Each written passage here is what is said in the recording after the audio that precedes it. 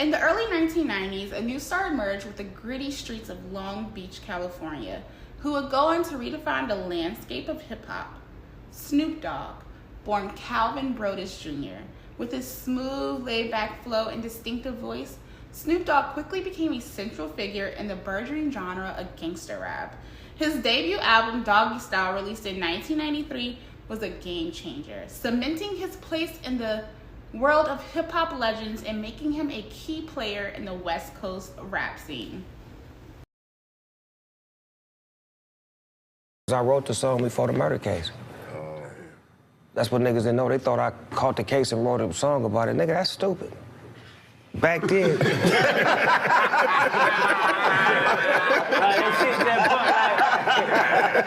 No cap. Right. It's like back then, my era, the rappers, we wrote either life or death.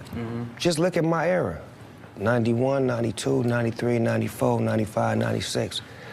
Most of the rappers wrote their life or they wrote their death. I was in the prime of writing death. Murder was the case. I wanted to make a song like that because I heard a song Ice Cube had where it was like, down on the pet spot, it's me and JD and we selling more birds than a pet shop. Oh, why did niggas have to let loose? I heard 6 pop from a deuce. A black car service. About him getting shot, getting took to the hospital and some shit, but I was like, nah, I want my shit to be about me cutting a deal with the devil, then getting sentenced to the pen, and blah, blah. My story was like that.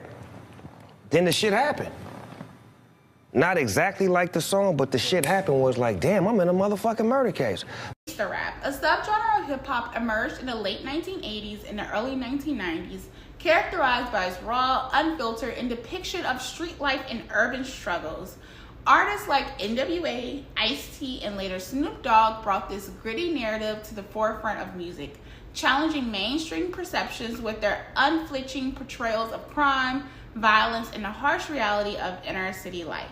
Snoop Dogg's rise to fame was meteoric. His collaboration with Dr. Dre on The Chronic in 1992 introduced him to a national audience. And in his own album, Doggy Style, debuted at #1 on the Billboard 200.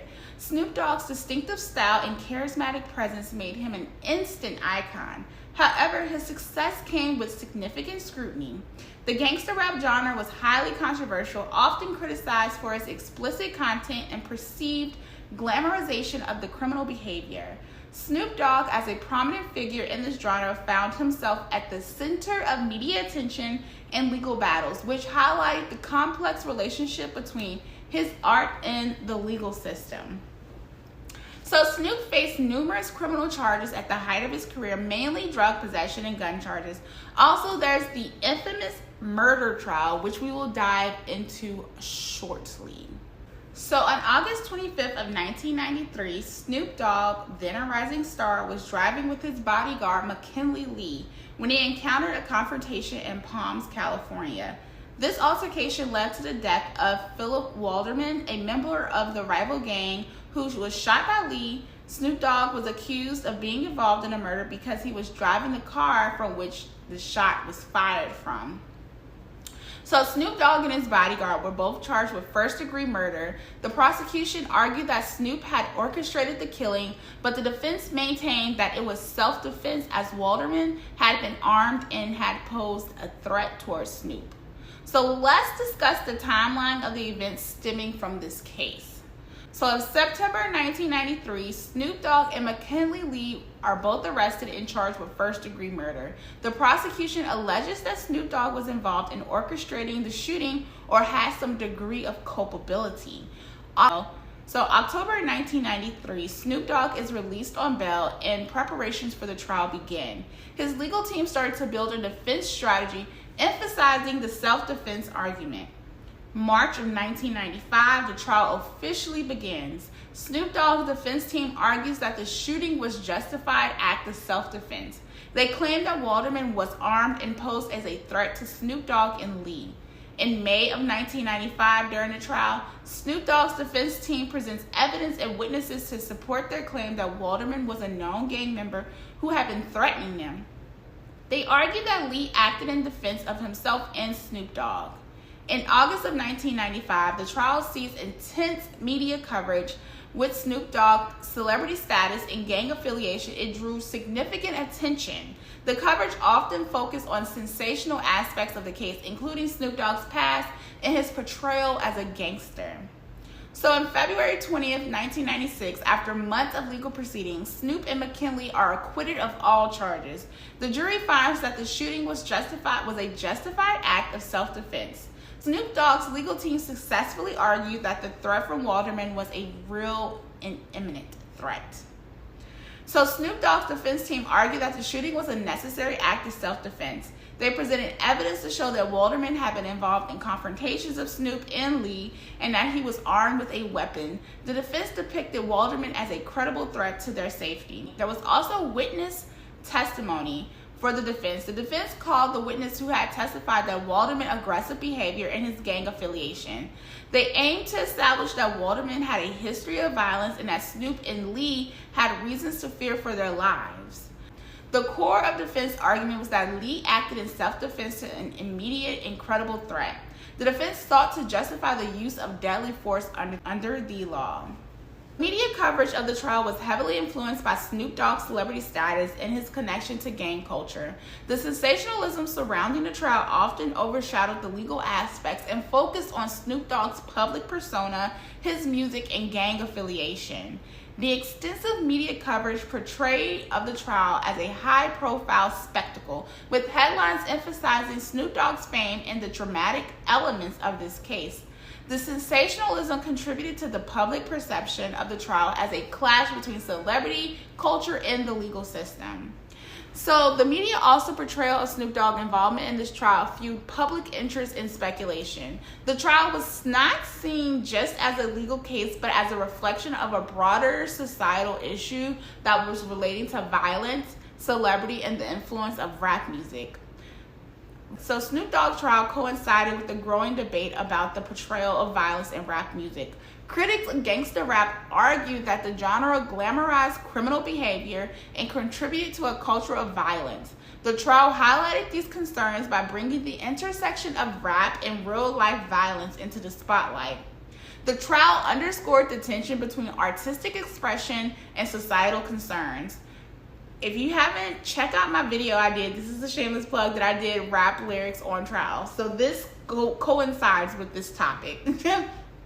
So moving on. So Snoop's music was often depicted as street life and violence and was scrutinized in the context of legal cases, raising questions about the impact of rap lyrics on listeners and society. And so the case became a focal point for discussion about the responsibility of artists and influence on music, on behavior. It contributed to ongoing debates about the role of the media, the justice system, and the broader cultural implications of rap music. So another thing that I want to touch on, you guys, is that the esoterical part of the murder trial, because I briefly talked about Doggy Style. Well, one of the songs on Doggy Style was Murder Was the Case, right? And so this was a song that was released in 1994 that tells a fictional story in which Snoop Dogg was in a shootout and a gang-related incident, and he made a deal with the devil to survive. He recovers, enjoys a newfound wealth of power, but ultimately faces a tragic downfall. And so many people have interpreted this song as Snoop Dogg narrating a bargain where he sells his soul in exchange for fame and success. This theme echoes ancient beliefs about sacrificing one's spiritual well-being for worldly rewards. And so some believe that this song released during the ongoing murder trial eerily mirrors Snoop Dogg's real-life situation. The lyrics about death, sin, and redemption seems to parallel his legal troubles, leading to theories that the song was a premonition of reflection, hidden knowledge of spiritual consequences of his actions. Some people also perceive esoteric elements in the song, viewing the devil's role as representative of entertainment industry of the darker side of fame. They argue that Murder Was the Case reveals deeper occult beliefs and that the sacrifices demanded by success in the music world. Snoop Dogg's acquittal marked a major turning point in his career. Murder Was the Case became one of the most iconic tracks, representing the tensions between his real-life persona and his gangster rap image. Over time, it has been dissected by fans and conspiracy theories alike who continue to draw connections between the song's narrative and Snoop Dogg's life trajectory. Interesting. So, the life after the trial for Snoop. Once he became acquitted, Snoop went on to have a highly successful career, but the trial left an inedible mark on his public image. In later years, Snoop would reinvent himself, famously embracing Rastafarism, I hope I said that correctly, and changing his name to Snoop Lion for a time. The spiritual shift is sometimes seen as an attempt to reconcile with the dark themes he explored earlier in his career. And Murder Was the Case remained a key moment in his career, shaping his image as an artist who walks the line between fame and danger. So that's it for this video, you guys. Let me know what you think in the comments below in regards to the murder trial and the esoteric conspiracy theories surrounding it. I do find that it is a little creepy, right? That around in the early 90s, right before his murder trial, he had a song called Murder Was the Case, and then he actually gets charged with murder. And yeah, it's very, but I will say this, words, be careful of the words that you speak over yourself, because words have power. You can speak life and death, and it's in the power of the tongue. And I feel like this is a perfect example of how you can speak life over yourself, or you can speak the opposite over yourself. And you just have to be mindful with the words that you use. And so I really thought this was a very interesting case, and I really wanted to talk about it. I've been wanting to talk about this, right, for a very, very long time, because I find it very intriguing that he has this song, and it does eerily play a theme into the world of the Illuminati, where people's like, oh, they sold their soul to the devil, right, for fame and success.